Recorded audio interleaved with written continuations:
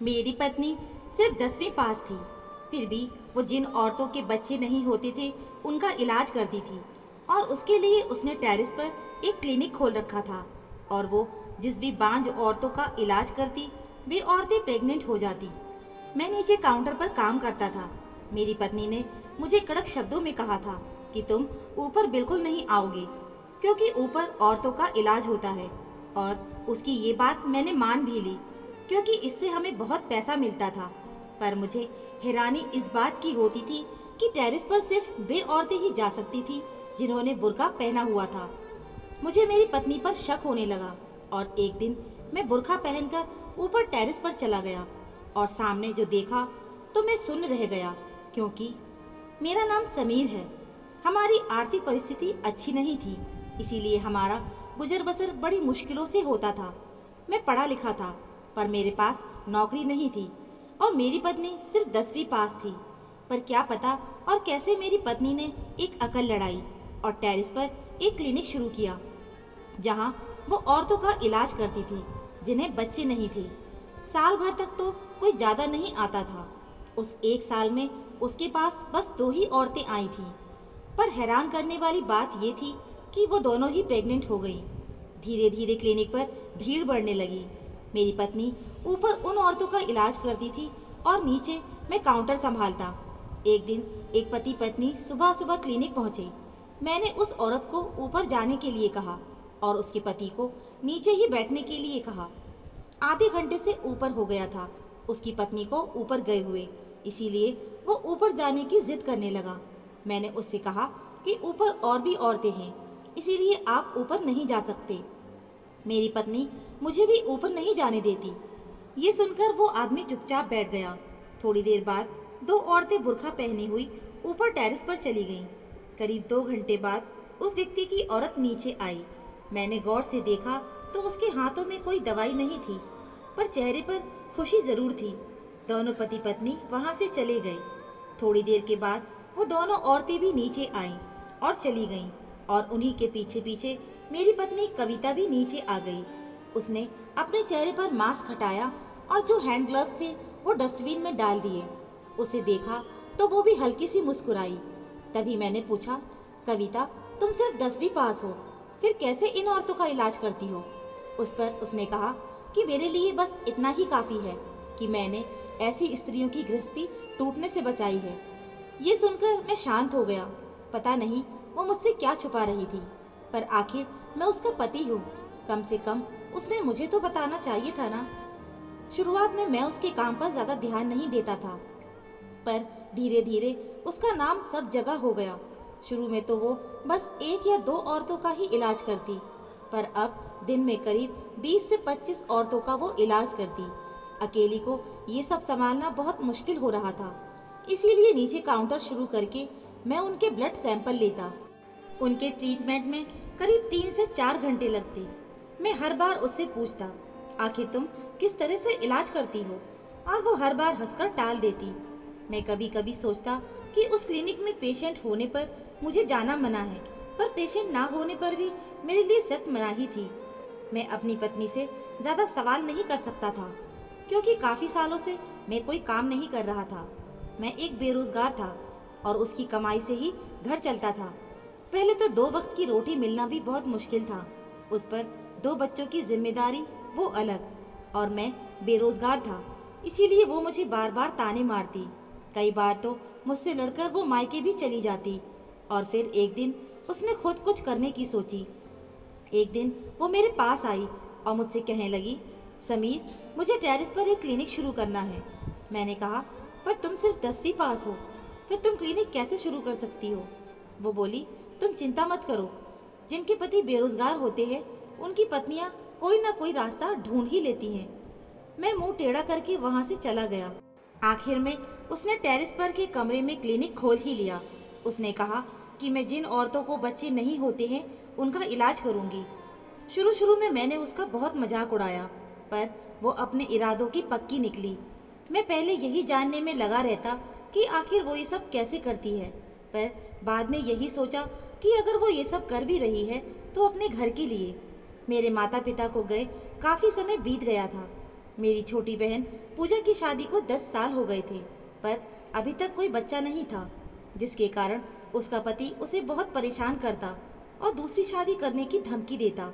मैंने अपनी बहन के बारे में कविता से भी बात की थी, पर उसने अनसुना कर दिया। खैर, इसके पीछे भी कारण था। शादी से पहले पूजा ने अपनी भाभी का बहुत तिरस्कार किया। उसने नंद के रिश्ते के नाम पर उसे बहुत परेशान किया। मैं भी कई बार अपनी बहन की बातों में आ जाता था और कविता पर हाथ उठा देता। ये सब कविता को अच्छी तरह से याद था और शायद इसीलिए वो पूजा का इलाज करने के लिए बिल्कुल भी तैयार नहीं थी। कविता का क्लिनिक बहुत अच्छे से चल रहा था। हमारे पास काफी पैसा आ गया था, पर कभी कभी मैं रात भर यही सोचता रहता कि आखिर कविता औरतों का कैसा इलाज करती है। ये सोचकर मुझे नींद तक नहीं आती। एक दिन एक बूढ़ा आदमी आया। मैंने उसे नीचे सोफे पर बैठने के लिए कहा और उसकी पत्नी को ऊपर भेज दिया। थोड़ी देर बाद वही दो औरतें बुर्खा पहने हुए आईं और मैंने उन्हें ऊपर जाने दिया। पता नहीं इन दो औरतों को क्या परेशानी थी जो कविता दूर नहीं कर पा रही थी, क्योंकि वो दोनों रोज क्लिनिक पर आती थी। 3-4 घंटे बाद वो औरत नीचे आई और उसी के पीछे पीछे ये दो औरतें भी आ गईं। वो औरत जल्दी ही वहां से निकलने की तैयारी में थी कि तभी मेरी नज़र उन दोनों में से एक के पैर पर पड़ी। मुझे थोड़ा शक हुआ क्योंकि उसने आदमी की चप्पल पहन रखी थी। मैंने उससे कहा, आप दोनों कई दिनों से यहाँ आ रही हो, आपकी जो कोई दिक्कत है वो दूर हुई या नहीं? तभी उनमें से एक औरत बोली, हम यहाँ औरतों का इलाज करने आते हैं।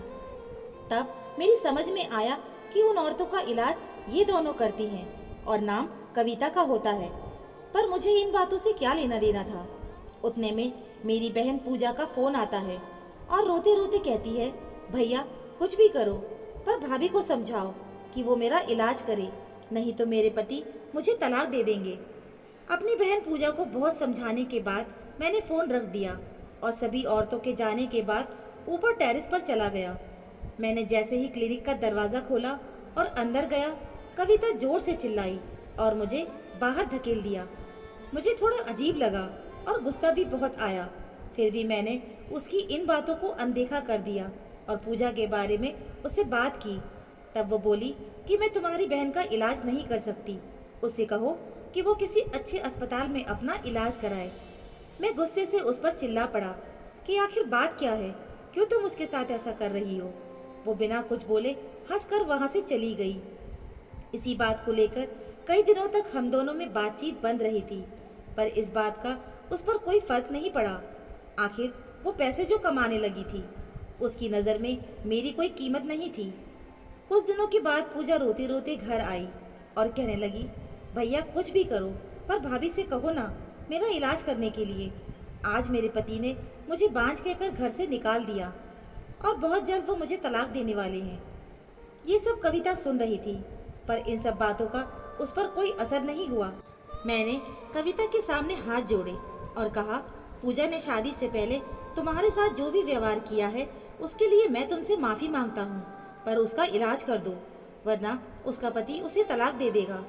इस पर कविता बोली, हाँ तो कोई बात नहीं, हम पूजा की दूसरी शादी करवा देंगे, पर मैं उनका इलाज नहीं कर सकती, ये लाइलाज है। मैं अपने घर की औरतों का इलाज नहीं कर सकती। और वो इतना कहकर ऊपर क्लिनिक में चली गई और कुछ दिनों के बाद मेरी बहन पूजा का तलाक हो गया और वो हमारे पास आ गई। मुझे कविता पर बहुत गुस्सा आ रहा था और मुझे ये भी पता करना था कि उसने पूजा का इलाज करने से क्यों मना कर दिया। अब तो पूजा कविता पर और भी ज़्यादा तिरस्कार करने लगी। भैया क्यों भाभी ने मेरा इलाज नहीं किया? अब पूजा भी अपनी भाभी पर नज़र रखती थी। मैंने पूजा से कहा, ये मेरी समझ में भी नहीं आ रहा, पर मुझे कोई रास्ता भी नज़र नहीं आ रहा। पूजा बोली, नहीं भैया कोई तो बात है, उन्होंने मेरा इलाज नहीं किया मतलब दाल में कुछ काला है। वो लोगों का इलाज नहीं कर रही, बल्कि तुम्हें धोखा दे रही है। पर तुम्हारी आंख पर तो पट्टी बंधी हुई है। कल तुमने उस बुरखे वाले औरत को देखा था, वो औरत नहीं आदमी है। जब भी कोई औरत इलाज कराने आती है तो तुम काउंटर पर उसका ब्लड सैंपल लेती हो, तभी वो दोनों औरतें आती हैं। वो दोनों आदमी पुरुष हैं। ज़रूर तुम्हारी बीवी कोई बड़ा खेल खेल रही है। पूजा ने जो कुछ भी बोला वैसे ही मेरे मन में भी शक आया था। मैंने उससे कहा कि कल हम दोनों बुर्का पहनकर क्लिनिक में जाएंगे। दूसरे दिन एक औरत बुर्का पहने हुई आई। मैंने उसे ऊपर जाने के लिए कहा और उसके पति को नीचे ही बैठने को कहा। उतने में मैंने पूजा को फोन करके बुला लिया और हम दोनों बुर्का पहनकर ऊपर पहुंच गए। कविता का क्लिनिक बहुत बड़ा और बहुत सुंदर था। इलाज के लिए आई हुई औरत शांत बैठी हुई थी। जब हम दोनों अंदर गए तो कविता को लगा कि हम दोनों वही दोनों औरत हैं जो इलाज करने के लिए आई हैं। कविता बोली, अच्छा हुआ जो तुम दोनों जल्दी आ गई। ये फाइल लो और इनका नाम लिखो। इसका ब्लड ग्रुप बी पॉजिटिव है और इसे बी पॉजिटिव वाला ही बच्चा दो। ये सुनकर हम दोनों ने अपने चेहरे पर से बुर्का एक साथ हटाया। हमें देखकर कविता थोड़ी घबरा सी गई। मैंने कहा, अब तो तुम्हें बताना ही पड़ेगा कि आखिर तुम क्या और कैसा इलाज करती हो। तब कविता कहती है, तुम तो बेरोजगार थे, गरीबी ने अपने कितने बुरे हाल किए थे। तभी मेरी एक सहेली ने मुझे ऐसी औरतों का इलाज करने के लिए कहा। मेरी सहेली एक एनजीओ चलाती थी जहां उन अनाथ बच्चों को संभाला जाता था जिन्हें उनके माँ बाप कूड़े के ढेर में फेंक जाते थे, या फिर बिन ब्याही लड़कियां भी उसके एनजीओ में अपने बच्चे को दे जाया करती थी। वो उन बच्चों की देखरेख करती थी। उसी ने मुझे बताया कि अपने समाज में जब किसी स्त्री को बच्चा नहीं होता या तो दूसरी शादी करने पर जोर दिया जाता है या फिर बच्चा गोद लेने पर, इस तरह कितने ही लोगों की गृहस्थी बर्बाद हो जाती है। मेरी सहेली ने उसके 2 नौकर दिए थे। जब कभी कोई औरत इलाज कराने आती, मैं उसे साफ बताती कि यहाँ कोई इलाज नहीं किया जाता, मैं कोई इलाज नहीं करती, पर हाँ तुम्हें बच्चा जरूर मिलेगा। मैं उस औरत का और उसके पति का ब्लड ग्रुप ले लेती और पूरे 9 महीने बाद उसी ब्लड ग्रुप का बच्चा मैं उन्हें दे देती थी। मैं पूजा का इलाज इसीलिए नहीं कर रही थी कि कहीं उसको ये सब पता न चले। भाभी, अगर आपने मेरा इलाज किया होता तो आज मैं यहाँ ना होती। खैर, अब मैं आपका इस काम में साथ दूंगी क्योंकि ये काम समाज के लिए बहुत ही अच्छा है और इस तरह से जो बच्चे अनाथ हैं उन्हें माँ बाप मिल जाते हैं और जिन्हें बच्चा नहीं है उन माँ बाप की गोद भर जाती है और इस तरह से कितनी ही स्त्रियों की गृहस्थी बर्बाद होने से बच जाती है।